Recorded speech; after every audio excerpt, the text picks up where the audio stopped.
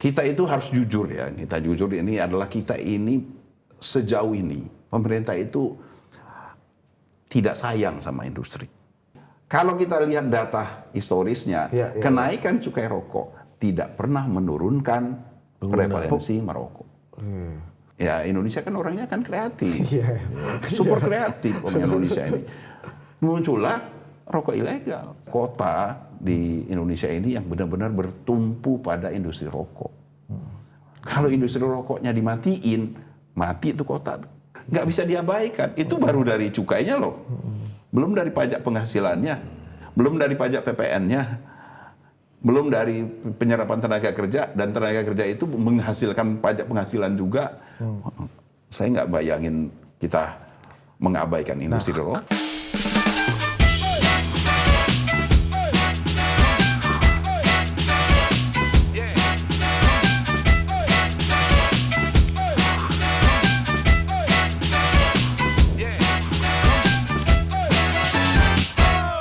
Oke, kembali lagi di Total Politik dan hari ini kita sudah bersama seorang ekonom favorit kita. Yang terbaik belum tentu. Tapi favorit pasti, pasti. Iya.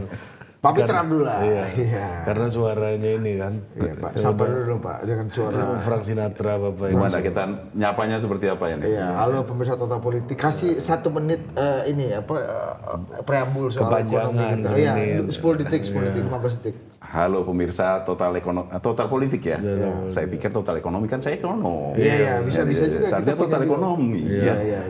Tapi oke lah, Total Politik dimanapun berada ya dalam kondisi yang sekarang ini sering disebut sebagai Indonesia gelap ya. Di sini nggak gelap tapi ya. Terang Pak. Terang sekali di sini. Iya.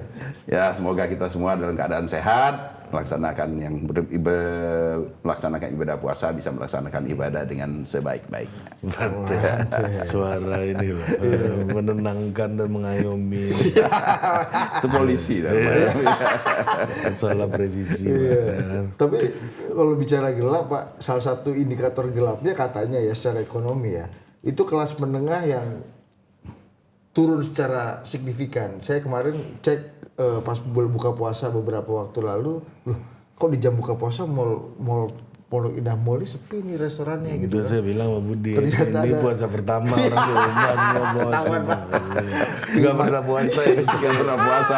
Gak tahu deh kalau minggu pertama puasa itu rata-rata berbukanya di rumah. Iya, aku nggak tahu. Aku langsung telepon, ini kayaknya purchasing power turun nih. Bener nih kelas menengah turun Pak.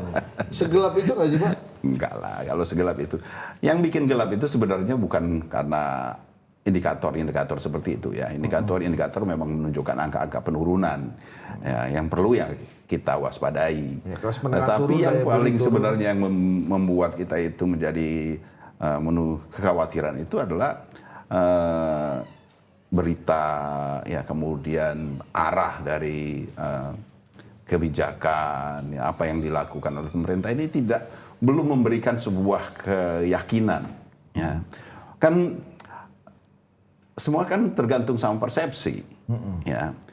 Terang seperti ini pun kalau persepsi kita gelap ya gelap. Ya. Jadi saya kira bukan di angka-angka indikatornya ya yang benar-benar membuat kita khawatir ya. Tetapi justru lebih kepada ini pemerintah ngapain sih?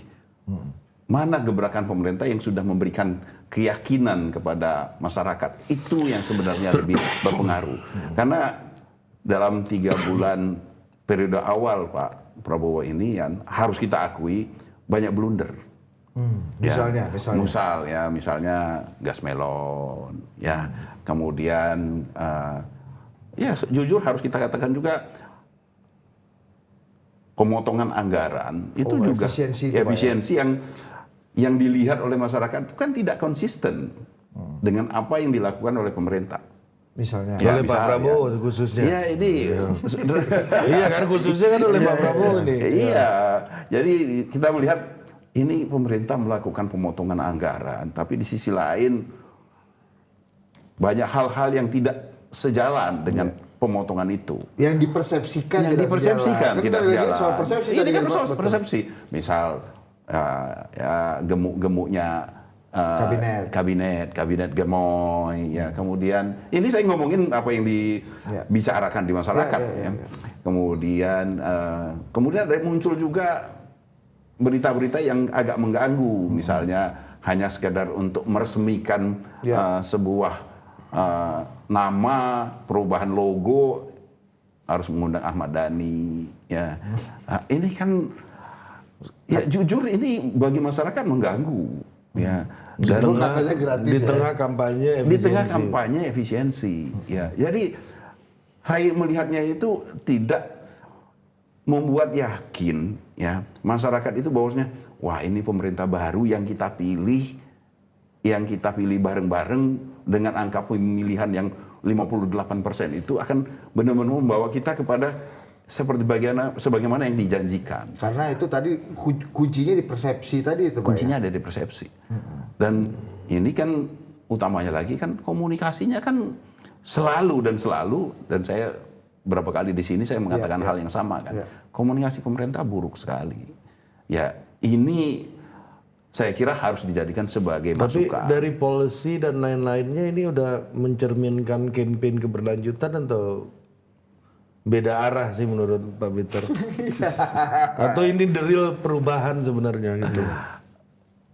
Mungkin kalau saya yakin ya bahwasanya pemerintah pasti punya ya sebuah rencana, semua program ya.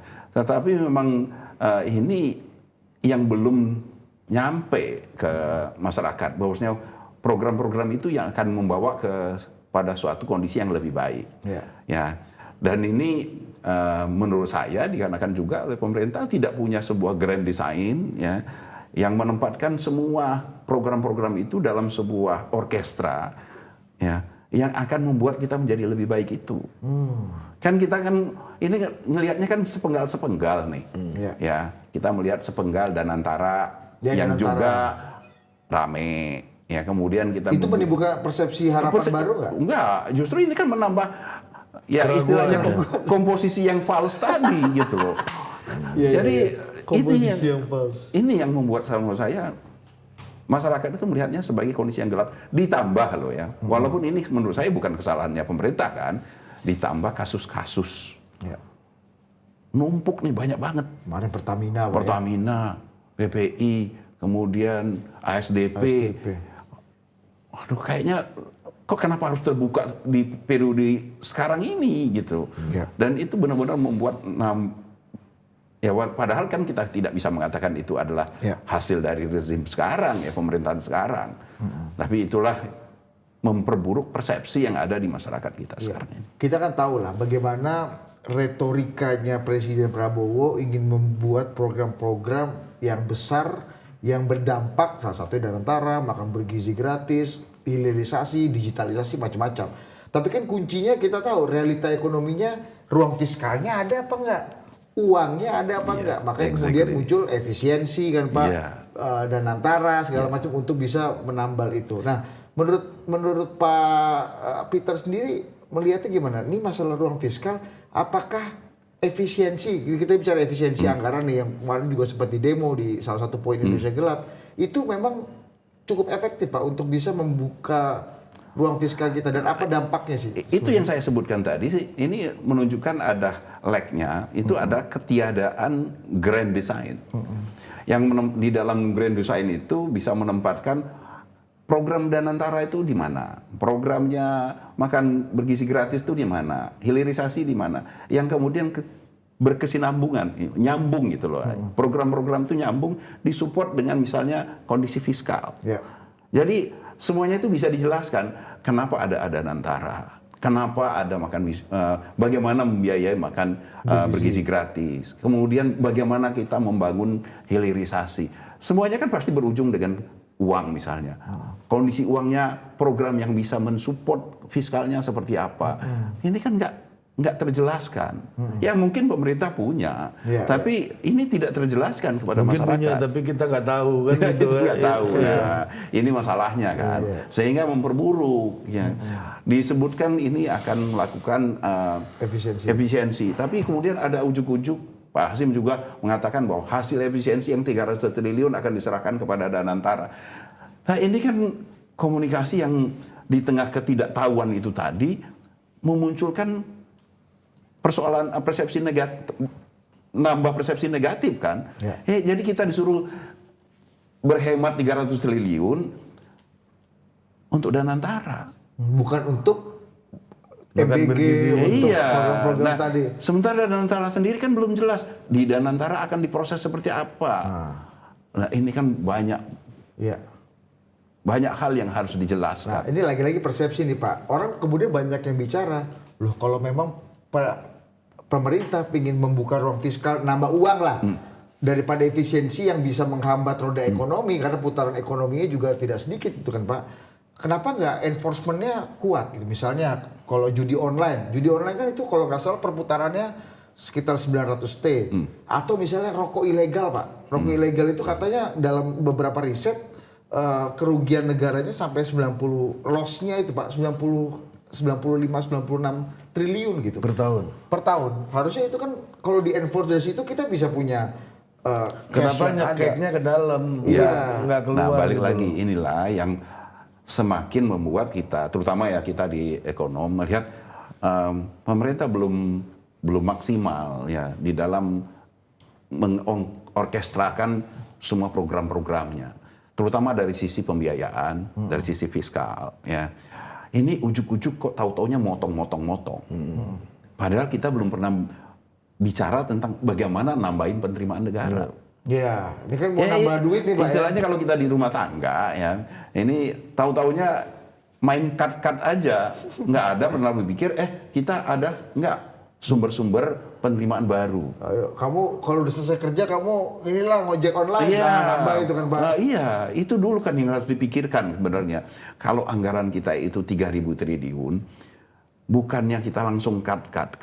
Tapi bagaimana kita bisa nambah nih 3.000 triliun.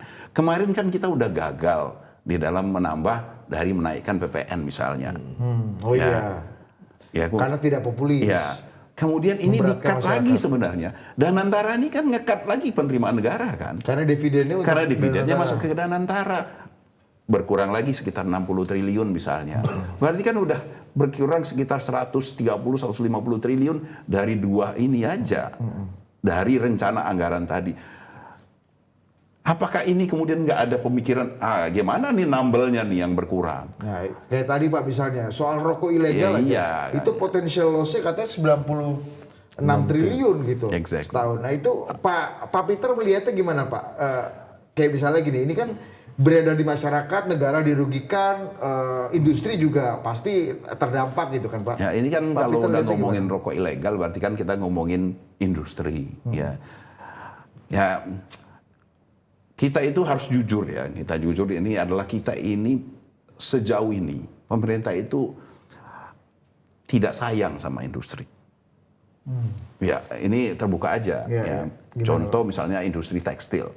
Tekstil udah bertumbangan sekarang ini. Nah ini industri rokok dan tembakau. Ini adalah kalau istilahnya di dongeng dulu bebek bertelur emas ini. Apa tuh Pak? Artinya dia memberikan banyak income kepada pemerintah. Di tengah kesulitan cari pendapatan tadi Pak ya? Di tengah kondisi di setiap periode krisis rokok itu tetap menjadi salah satu sumber ya memberikan emas tadi. Ya. Tapi pemerintah tidak pernah menganggap ini sebagai sesuatu yang serius. Ya. Dia hanya dianggap sebagai sumber penerimaan aja. Tapi tidak pernah dipikirkan secara serius ini industri mau diapain ini. Ini dalam pandangan saya ya. Mungkin saya salah. Tapi dalam pandangan saya pemerintah nggak serius. Sebagaimana juga pemerintah tidak cukup serius ngurusin industri-industri yang lain yang kemudian kalau seperti industri tekstil mati. Pengecoran logam mungkin juga nggak jelas juga. Kita tidak pernah secara sungguh-sungguh merencanakan sebuah industri itu tumbuh dan berkembang. Demikian juga dengan industri rokok. Ya, industri rokok ini yang kita tahu adalah kebijakannya adalah secara reguler pemerintah itu mengeluarkan kebijakan menaikkan cukai rokok. Itu Iya, itu yang Ya. udah terjadi tuh, Pak. Ya, di sisi lain mengkampanyekan bahwanya merokok itu nggak sehat. Ini kan sebuah hal yang kontradiktif sekali. Satu, cukai rokok diharapkan untuk menaikkan income, Ya. dan yang satu lagi ada dorongan untuk mengurangi rokok. Ya. Tetapi dua-duanya tuh kalau menurut saya nggak konsisten. Kita tahu bahwasanya rokok memang adalah sesuatu kegiatan atau aktivitas yang tidak baik untuk kesehatan. Setuju. Ya. Ya. Nah, dan oleh karena itu konsumsi merokok itu memang harus diturunkan. Oke. Jadi prevalensi merokok itu di Indonesia yang sangat tinggi dan terus tinggi, Ya. bahkan di anak-anak pun tinggi, itu harus diturunkan. Setuju. Tapi pemerintah nggak pernah sebenarnya sungguh-sungguh melakukan itu. Karena Ya, pemerintah hanya melakukannya dengan menaikkan cukai rokok. Tapi kalau kita lihat data historisnya, Ya, ya, kenaikan cukai rokok tidak pernah menurunkan prevalensi merokok. Konsumsi rokok kita naik terus. iya, orang akan spending uang lebih banyak aja untuk rokok Iya. gitu, Pak ya. Jadi kenaikan cukai itu tidak menurunkan konsumsi merokok, menaikkan biaya masyarakat untuk merokok, iya. Dan itulah kalau kita mau kaitkan dengan rokok ilegal tadi. Iya, iya. Sehingga di tengah kondisi seperti itulah muncullah, ya Indonesia kan orangnya kan kreatif, Iya. super kreatif orang Indonesia ini.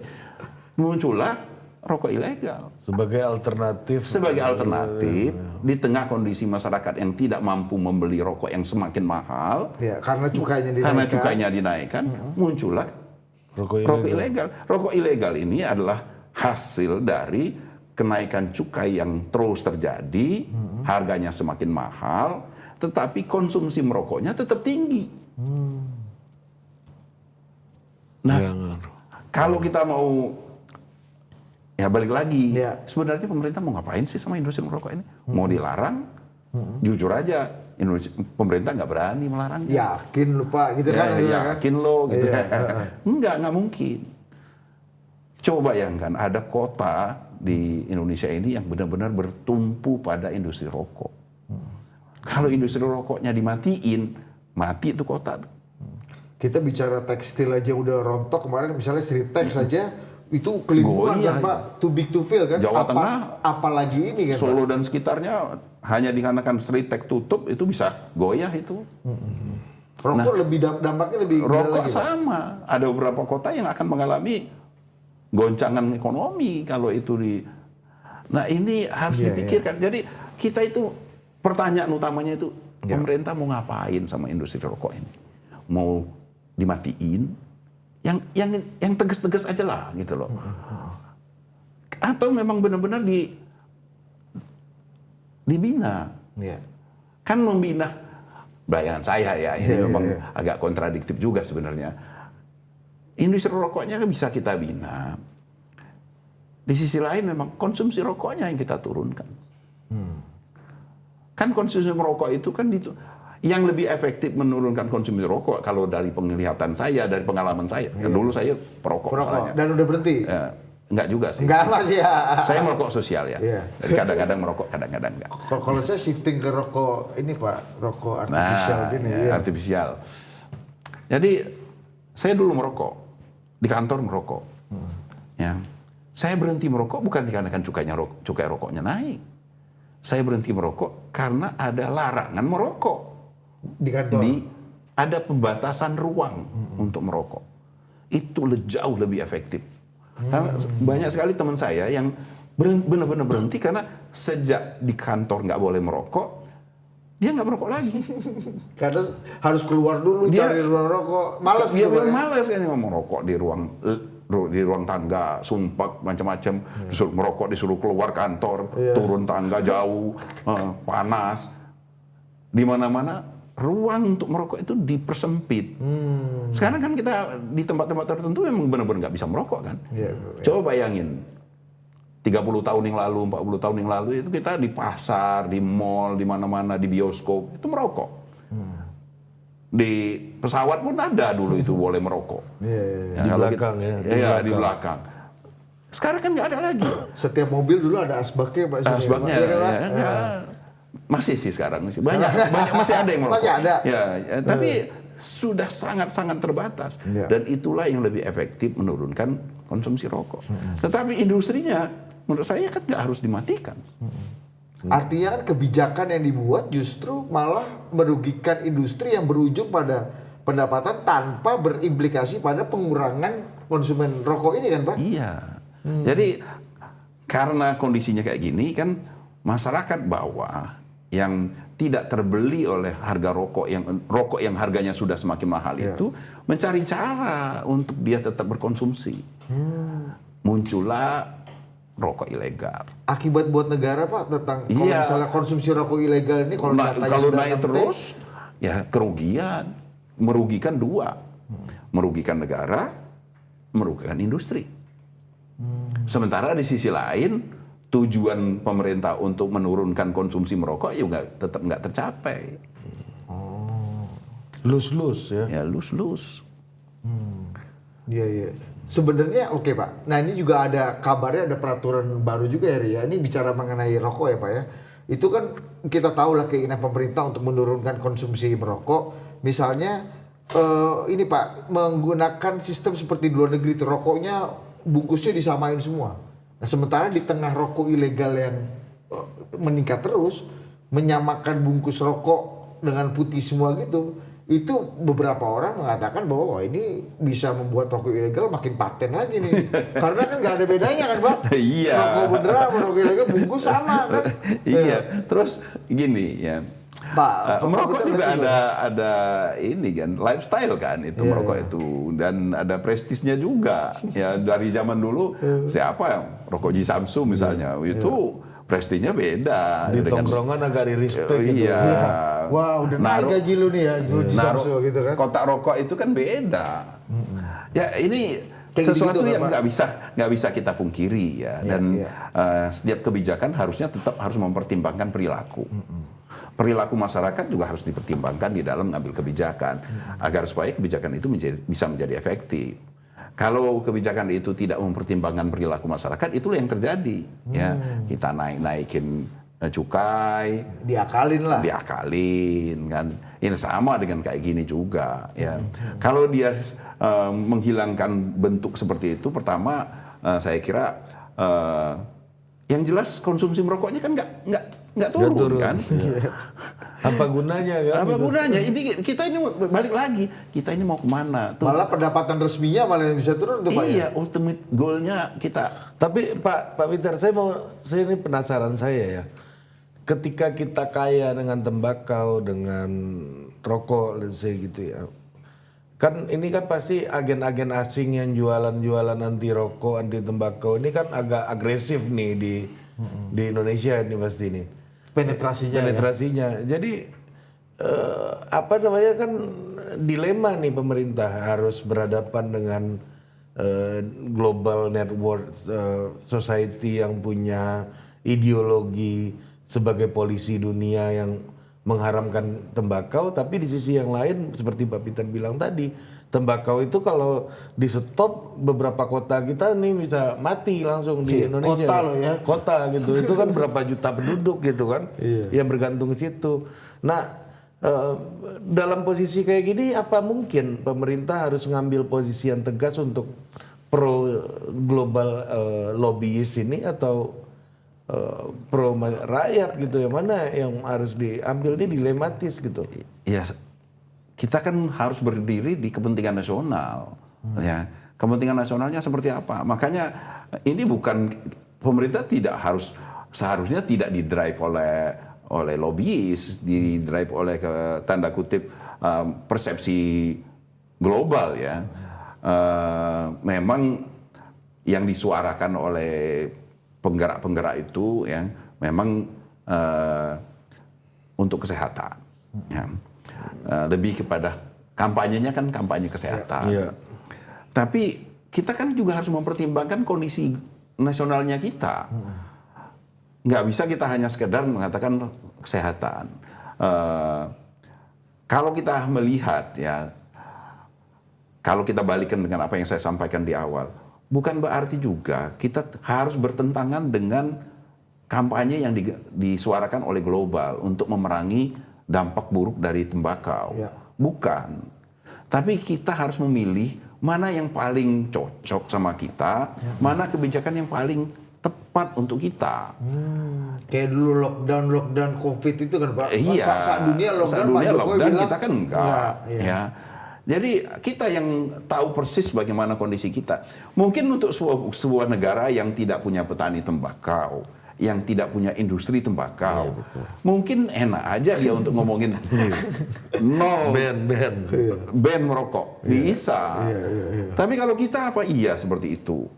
Dan itulah yang menyebabkan pemerintah juga tidak pernah kan ngambil garis yang ekstrim kanan dan atau kiri kan. Sehingga yang selalu dilakukan itu hanya sekedar untuk menaikkan tarif. Tetapi kan tidak pernah juga untuk mengatakan bahwa industri rokok adalah industri terlarang kan.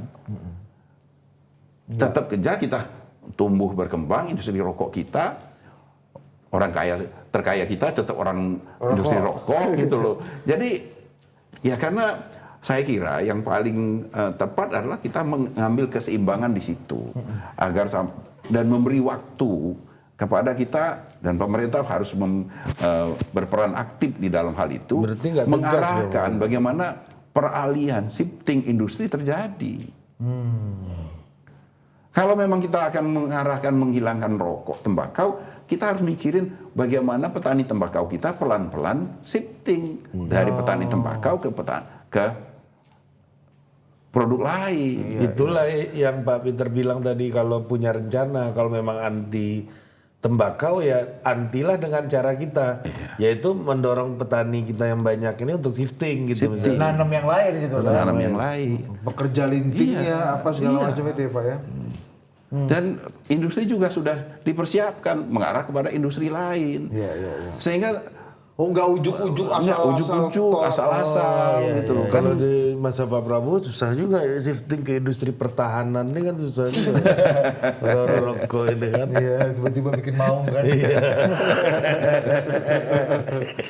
Jadi itu ya kalau sekira kita perlu ada balik lagi seperti saya sampaikan, ada grand design-nya dan itu dikomunikasikan, dan dengan komunikasi yang baik semua orang terlibat di dalam mengimplementasi grand design tadi. Ya, Pak, tapi kenapa gini Pak? Bisa dikasih gambaran nggak Pak? Kenapa pemerintah juga nggak boleh terlalu mengabaikan industri rokok dengan segala supply chain dan ekosistemnya Pak ya, untuk tadi ekonomi, stabilitas politik, pendapatan negara gitu, menurut Pak Peter? Ya karena memang perannya masih besar sekali. Peran dari penerimaan pajak, ya, pendapatan negara dari rokok, dari cukai. Ya. Seberapa gede sih Pak kalau bisa dibayangin Pak? Saya nggak punya angkanya ya, tapi kan pemasukan pemerintah dari industri rokok itu kan luar biasa besar ya. Sambil kita cari ya Pak ya. Pertama dari cukai, yang kedua dari pajak, ya pajak penghasilan. Ya baik itu di usahanya, di industrinya maupun dari pekerjanya. Kemudian dari sisi penyerapan tenaga kerja. Ya, ini kita belum bicara tentang linkage ya, multiplier dia ke bawah. Karena industri ini kan pasti akan membutuhkan semua supply chain-nya mereka. Dan itu nggak main-main loh besarnya. Sehingga nggak mungkin saya mengatakan ini kita abaikan karena kontribusinya terhadap perekonomian nasional kita terlalu besar. Iya, ini tahun 2022 aja Pak, pendapatan dari cukai rokok itu 218 triliun, yang artinya 96% dari total pendapatan cukai nasional. Oh iya, kalau cukai itu memang semua hampir 100% itu dari rokok. Alkohol kalah ya, alkohol. Wah, alkohol kecil sekali. Kan masyarakat yang minum alkohol kan sangat sedikit kita. Budi banyak minum Pak. Iya, mungkin hanya Budi aja. Aku lebih banyak yang gratisannya Pak. Iya. Oh iya, hampir 100% ya Pak ya dari pendapatan cukai nasional. Jadi nggak bisa diabaikan. Itu baru dari cukainya loh. Belum dari pajak penghasilannya, belum dari pajak PPN-nya, belum dari penyerapan tenaga kerja, dan tenaga kerja itu menghasilkan pajak penghasilan juga. saya nggak bayangin kita mengabaikan industri rokok. Kalau tadi kebijakan negara yang quote unquote ya Pak, oke lah kita paham naikin cukai, mempersulit peredaran rokok dan membiarkan rokok ilegal ini merajalela karena orang tetap butuh rokok gitu kan, cari alternatif. Apa yang Pak Peter bayangkan kalau itu terjadi bagi perekonomian kita? Ya, saya yang paling buruk ya kalau pemerintah tidak memperhatikan dengan benar industri ini. Industri ini akan kehilangan posisinya. Ya, semakin banyak misalnya orang merokok industri ilegal, ya berarti kan penghasilan cukai rokok pasti berkurang. Pasti itu. Ya? Pasti, ya kan. Berarti target pemerintah ya walaupun sebenarnya nggak benar menargetkan penerimaan dari cukai itu nggak benar sebenarnya. Penerimaan pemerintah dari cukai pasti tidak akan cukup besar, ya karena ini kan diambil sama yang ilegal tadi kan. Nggak bayar cukai. Nggak bayar cukai masalahnya. Perokok juga nggak turun. Perokok juga nggak turun. Kesehatan tetap nggak sehat. Ya. Beban Akhirnya BPJS juga lagi tinggi. beban di BPJS tetap tinggi. Iya, betul. Akhirnya industri rokoknya juga bisa kolaps yang lama-lama kalau digerogoti oleh adanya rokok ilegal. Ya menurut saya nggak ada yang baiknya. Nggak ada yang baiknya. Iya ya. Ini depan mata Pak. Maksudku nggak perlu terlalu rumit ya. Maksud dalam konteks kita Pak Prabowo ingin menciptakan ruang fiskal untuk membuat banyak hal ya buat Republik ya Pak. Iya, sebenarnya banyak sekali yang bisa dilakukan terkait dengan fiskal. Ya. Dan inilah yang kita harapkan sebagai sebuah terobosan yang memberikan angin segar sehingga kita bisa mengatakan enggak, Indonesia enggak gelap kok. Ya. Ini yang kita perlukan. Jadi terobosan pemikiran inilah yang kita butuhkan. Menarik. Gimana rokok? Iya. Ternyata Hibiki, Mekellen ini nggak nyampe 4%. Mahal bos ya kan, orangnya kan gimana mau ile? Iya kan? Iya. Kan mahal harganya. Mahal ya. Tapi cuma nggak nyampe 4% kontribusinya terhadap total cukai. Iya, Kan? orang 96% rokok Pak. Iya ya, itu dilepas. Nah, kalau rokok kan dari Sabang sampai Merauke orang merokok. Kalau minuman keras itu kan hanya pada tempat-tempat tertentu ya. Ya, memang lokasi-lokasi spesifik kan. Tapi hal-hal gini kan kalau tadi Pak Peter katakan ini ekonomi itu banyak berhubungan dengan persepsi ya. Apakah ini juga bisa menimbulkan persepsi yang juga tadi Pak kurang baik gitu terhadap ekonomi kita gitu. Kalau memang misalnya pemerintah tadi terlihat ambivalen membiarkan rokok ilegal itu dibiarkan. Efeknya apa Pak?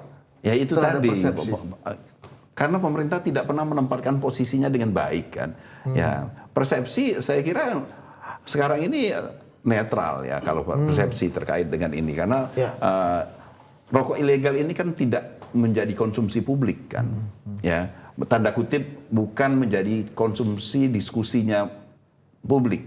Publik kan tidak perhatian terhadap adanya keberadaan rokok ilegal. Black market ya Pak? Ini kan adanya di black market. Apalagi orang-orang yang tidak merokok. Mereka kan abai dengan adanya rokok ilegal. Yang paham keberadaan rokok ilegal ini kan ya mereka yang punya interest kan.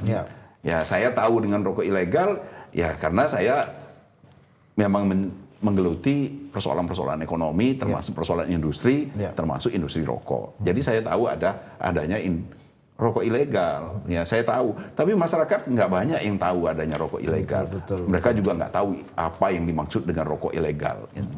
Nah jadi bicara tentang persepsi, hal ini tidak terlalu berdampak kepada masyarakat. Tetapi bagi para pelaku ekonomi, khususnya di industri rokok, ini memunculkan persepsi yang tidak baik, ya karena dianggap pemerintah tidak memiliki arah. Bagaimana melindungi, membesarkan industri. Oke. Nah, solusinya gimana nih Pak Peter? Di tengah lagi-lagi keinginan Pak Prabowo pengen dapat pemasukan yang banyak, tapi public trust agak terganggu belakangan ini.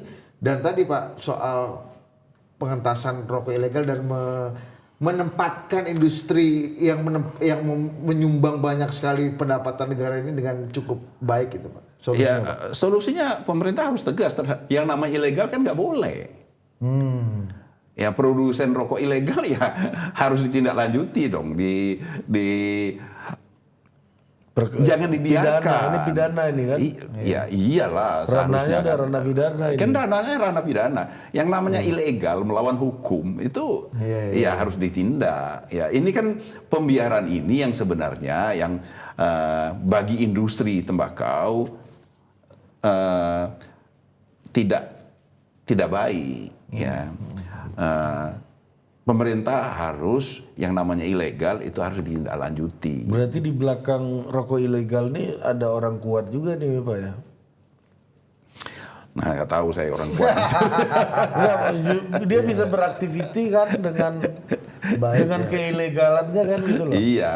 Makanya yang dituntut adalah ya lo kalau Tapi ilegal memang kan agak pada beda ya. Mungkin makanya saya tidak terlalu mikir apa iya ini ya orang kuat ya, orang kuat yang seperti mereka yang melindungi misalnya tindakan ilegal judi online misalnya. Karena apa? Kuatnya beda lah ya. Kan bobot tanda kutip image ilegalnya itu kan beda. Iya. Ya. Kalau image judi online itu jelas itu benar-benar sesuatu yang sekarang negatif ya. Tapi kalau ada industri rumahan bikin rokok putih yang nggak ada label, nggak ada cukai, itu kan nggak ada yang akan mengatakan itu sebagai sesuatu yang pidana. Persepsi itu masih ada di publik. Sehingga saya tidak membayangkan kalau ini adalah kegiatan rokok ilegal sebagai sesuatu yang harus pasti ada orang backing, orang kuatnya. Saya nggak terpikir itu. Rokok ilegal ini jangan-jangan memang ekspresi keberagaman di akar rumput ini ya Pak ya. Karena membuat rokok ilegal itu kan gampang sebenarnya. Betul. Gampang itu. Jadi coba bayangin aja misalnya masyarakat yang di kota-kota industri rokok itu kan mereka kan sangat tahu bagaimana membuat rokok kan. Ini kan dalam bahasa yang sederhana, ini kan sama dengan melinting sendiri kan. Iya benar-benar. Tingwe. Ya, tingwe. Melinting dewe ini kan. Ini kan sama sebenarnya. Kalau dia punya alatnya, jadilah itu rokok ilegal. Dan dimanufakturing ya Pak ya. Dimanufakturing sama dia. Itu sangat mudah. Nah, selama persepsi kita bosnya ini nggak ilegal banget. Persepsi ya. Itu akan terus terjadi. Nah, yang dibutuhkan itu adalah pemerintah perlu langkah tegas. Satu, ya sosialisasi, ya kemudian ada langkah penegakan hukum, peneguran harus, ya sosialisasi harus, membina masyarakat harus. Kalau proses itu sudah dilakukan, langkah tegas tindakan hukum bisa dilakukan. Nah, untuk regulasi sendiri Pak, ini kan pasti kan pemerintah juga seperti tadi kata Ari, juga banyak dipengaruhi dan ya kalau nggak boleh bilang ditekan ya, tapi dapat influence lah dari elit global network lah yang kesannya kan begitu anti tembakaunya kuat, sekarang lagi menang lah. Pak Peter melihatnya gimana kan nih terkait dengan peraturan Menteri Kesehatan, mungkin dengan undang-undang baru atau saya kira itu turunan bisa kita hadapi dengan langkah-langkah tegas juga, ya. Langkah-langkah tegas terkait misalnya kita ini kan selama ini sudah punya banyak ya instrumen untuk mengurangi prevalensi merokok sebenarnya. Larangan atau denda untuk mereka yang merokok di tempat sembarang. Itu aja yang ditegakkan. Itu kan akan menunjukkan kepada dunia bahwasanya kita serius loh mengurangi prevalensi merokok. Tapi di sisi lain kita juga memberantas industri ilegal itu juga serius sebagai kampanye kita bahwasanya kita serius mengurangi prevalensi merokok. Oh iya, jangan yang legalnya terus yang disoroti tapi ilegalnya dibiarkan. Iya. Oh. Kan kita membasmi rokok ilegal itu adalah bisa kita sampaikan sebagai bentuk kampanye kita melakukan menurunkan produksi rokok kan. Iya. Kalau pembatasan penjualan rokok sendiri menurut Pak Peter bisa mungkin nggak dilakukan? Kan sudah. Oh. Kan tanda kutip Cukai itu kan itu sudah, logikanya.